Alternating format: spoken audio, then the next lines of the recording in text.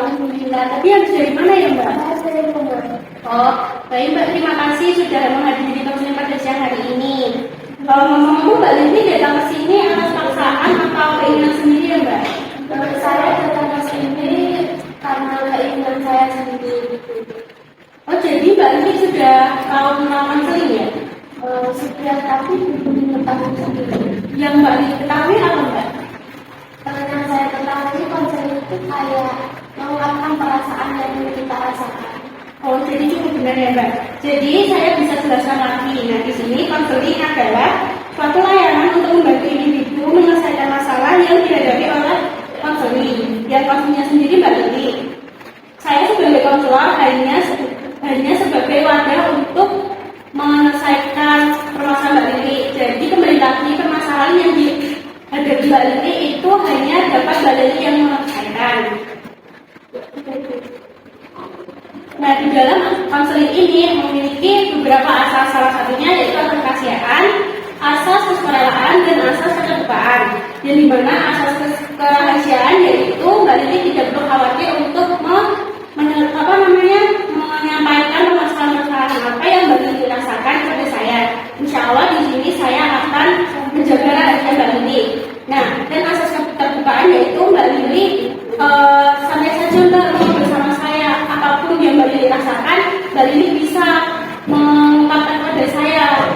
Nah, asal kesukarelaan yaitu seperti tadi yang Mbak Lili bilang, Mbak Lili kesini tuh atas dasar Mbak Lili ingat sendiri seperti itu. Nah, jadi dalam sesi konseling pada siang hari ini saya memiliki waktu 30-45 menit, yang seterusnya kalau waktu itu tidak cukup kita akan dilanjutkan pada sesi berikutnya atau pertemuan berikutnya seperti itu Mbak Lili. Apa sudah paham? Ya Mbak Lili, jadi Mbak Lili hari ini bisa menceritakan apa yang jadi undang-undang Mbak Lili pada hari ini? Jadi saya tuh merasa cemas kalau berada di lingkungan yang banyak orang, cemas sosial itu kayak di keramaian atau di lingkungan banyak orang itu kayak rasa aku kayak aku gitu. Jadi contohnya ya, contoh situasi atau interaksi sosial tertentu yang membuat Mbak Lili merasa cemas itu seperti apa Mbak? Contohnya kayak seperti saya tuh harus berbicara di depan umum, di depan banyak orang, di depan kelas, terus bertemu di lingkungan banyak orang yang ramai-ramai kayak gitu, saya merasa kayak cemas gitu. Oh, jadi Mbak Lili merasa cemas ya Mbak ketika berinteraksi dengan orang-orang seperti Mbak Lili? Oh, seperti itu. Nah, jadi konseling pada siang hari ini saya ingin menggunakan teknik CBT atau kognitif behavioral terapi, yaitu adalah teknik yang mengidentifikasi pikiran-pikiran negatif yang ada di pikiran Mbak Lili. Seperti itu Mbak Lili. Nah, sekarang Mbak Lili bisa memberitahu saya pikiran apa yang muncul ketika berada dalam situasi tersebut. Jadi ketika saya berada di lingkungan yang banyak orang itu di pikiran saya itu kayak gini. Saya itu takut orang-orang di sekeliling saya itu menilai saya itu kayak pasti dia nggak bisa, pasti dia itu dulu itu kan. Saya itu takut orang-orang menilai saya itu yang Seperti itu ya Mbak Lili, saya dapat merasakan apa yang Mbak rasakan. Nah, Mbak Lili juga bisa menceritakan nggak sih gimana awalnya Mbak Lili bisa muncul perasaan yang Mbak Lili rasakan sekarang itu gimana? Jadi awal-awalnya itu kayak saya tuh berbicara di depan umum. Nah, tapi itu kayak saya tuh melihat yang banyak yang mendengar saya tuh kayak pandangannya kayak menilai saya tuh buruk. Menurut saya pandangan mereka tuh menilai saya kayak gini. Dia kok kayaknya ngomongnya agak keras semua kayak gitu, terus persiapannya kurang, terus kayak memberi orang-orang tuh memberi saya tuh nilai yang buruk. Jadi seperti ini. Apakah teman-teman Mbak Lili itu pernah berbicara langsung seperti itu Mbak Lili terhadap Mbak Lili? Apa yang Mbak Lili rasakan itu loh? Kalau untuk teman-teman saya tuh nggak pernah bilang kayak gitu, dia kayak nggak apa-apa kalau orang seperti saya kayak gini ya, nggak apa-apa, nggak usah takut dinilai orang lain yang dulu kayak gitu. sahabat ya? Iya. Nah, Mbak Lili bercerita tidak sama sahabat Mbak Lili? Iya, bercerita. Tanggapan sahabat Mbak Lili gimana tentang itu?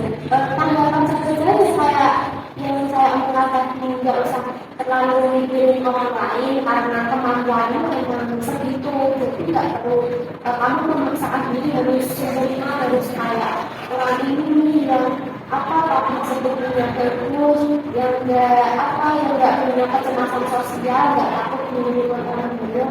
Namanya cerita yang Mbak Lili ceritakan tadi, apakah Mbak Lili bisa memberikan bukti nyata yang mendukung atau membantu pikiran-pikiran Mbak Lili itu? Saya tidak mempunyai bukti yang nyata tentang pikiran-pikiran saya tersebut, tapi saya juga tidak bisa menilai kalau orang lain mempunyai pikiran tentang saya.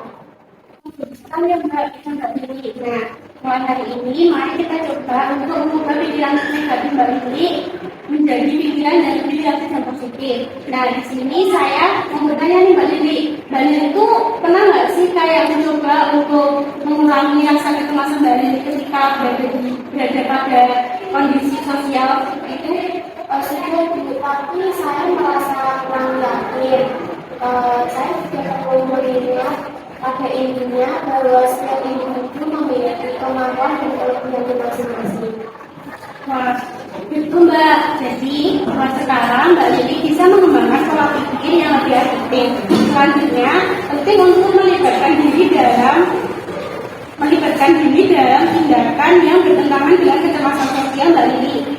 Nah, misalnya Mbak Lili bisa membuat berbicara pada kelompok kecil-kecil, kayak Mbak Lili itu mengumpulkan teman-teman Mbak Lili yang Mbak Lili juga. Nah, itu Mbak Lili minta tolong tuh pada teman-teman Mbak Lili, kayak Mbak Lili itu izin minta tolong Mbak Lili presentasi di depan teman-teman Mbak Lili. Itu Mbak. Apakah ada alternatif lain selain mencoba berbicara di sekelompok kecil? Ada Mbak. Nah, di sini saya sarankan Mbak Lili melakukan sholat sunnah 2 rakaat. Nah, di mana sholat 1 rakaat itu Mbak Lili bisa membaca surat Al-Isra ayat 1 sampai 8, dan rakaat kedua Mbak Lili bisa membaca surat Al-Fajr ayat 27 dan 28. Nah, di sini saya sedikit membacakan surat Al-Isra ayat 1 sampai 8 ya Mbak. Nah, bacakan surat Al-Isra ya Mbak ayat 1 sampai 8. Bismillahirrahmanirrahim. Allahumma shalli ala sayyidina wa warzuqna an hamidina alladzi anqadha dhahra wa barakna lana dzikra fa inna ma'al usri yusra fa iza faragta fansab wa ila rabbika farghab. Yang dimana artinya, bukankah kami telah melapangkan dadamu Muhammad, dan kami pun telah menurunkan bebanmu darimu yang memberatkan punggungmu, dan kami tinggalkan sebutan namamu bagimu. Maka sesungguhnya bersama kesulitanmu ada kemudahan. Sesungguhnya bersama kesulitan ada kemudahan. Maka apabila engkau telah selesai dari sesuatu urusan, tetaplah bekerja keras untuk urusan yang lain, dan hanya kepada Tuhan lah engkau berharap.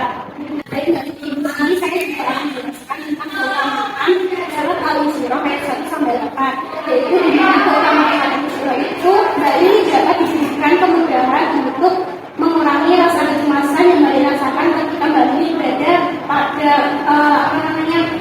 orang-orang yang bersosialisasi. Baik Bu, saya akan mencoba melaksanakan yang Ibu sarankan untuk sholat sunnah dengan membaca surat Al-Isra. Ya Mbak, apakah ada yang ingin disampaikan lagi Mbak Lili? Tidak ada. Oh baik, jadi untuk sesi konseling pada siang hari ini kita cukup untuk hari ini, dan untuk sesi selanjutnya kita akan berbicara lagi Mbak, untuk dijadwalkan lagi seperti itu. Terima